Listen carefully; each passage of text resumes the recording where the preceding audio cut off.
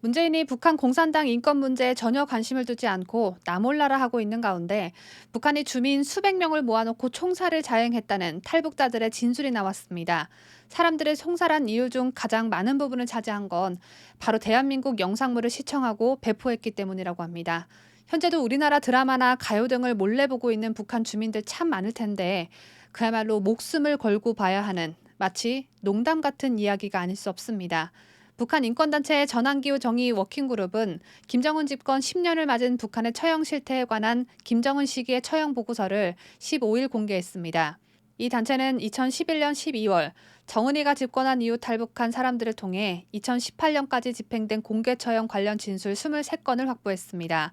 이 중 21건은 총살부대에 의해 집행됐고 나머지 2건은 교수형이었습니다. 수백 명에서 많게는 1,000명이 넘는 군중을 모아놓고 3명의 사격수가 총 9발을 사격하는 방식이었다고 탈북자들은 진술했는데 가족에게 처형 장면을 강제로 보게 했다는 진술도 다수였습니다.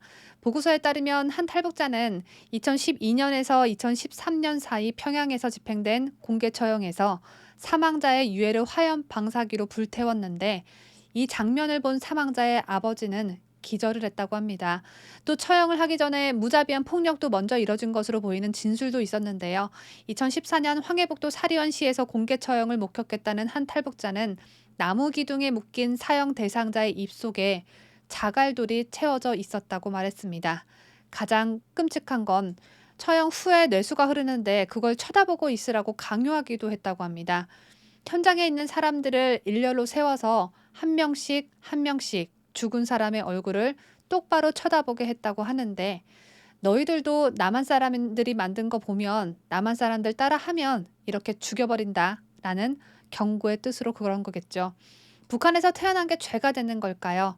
남한의 영상물을 봤다고 끔찍하게 살인을 당해야 하다니 북한의 이러한 현실을 도무지 어떻게 표현해야 할지 모르겠습니다.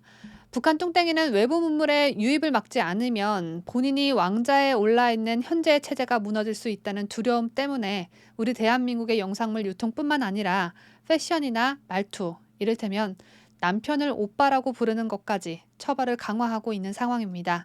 그런데 이렇게 인간의 목숨을 파리처럼 여기는 김정은이 자신의 이미지는 철저하게 신경 쓰고 있다는 소식도 함께 전해졌습니다. 김정은이 집권한 2011년 이후엔 그 전과 달리 북중 국경으로부터 먼 곳에서 처형을 집행하는 등 보안에 각별히 신경 쓰고 있다고 합니다. 잔인무도한 북한 인권에 대한 국제사회의 관심이 높아지자 처형 관련 소식이 다른 나라에 퍼지는 것을 최대한 막기 위해서입니다. 전환기 워킹그룹은 수시로 공개 처형을 벌여 주민들을 두렵게 하려던 과거에 비해 김정은 시기에는 일반 주민들에게 덜 노출하면서 집행하는 처형이 많아진 것 같다고 밝혔습니다. 전환기 워킹그룹의 보고서는 탈북민 683명을 인터뷰해 442건의 진술을 확보한 후 작성됐습니다. 김정은이 아무리 이미지 관리를 하면 뭐 한답니까?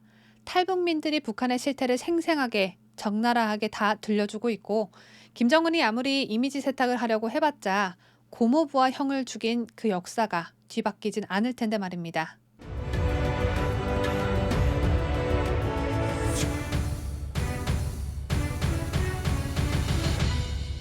함께해요. 뉴스 데일리 베스트.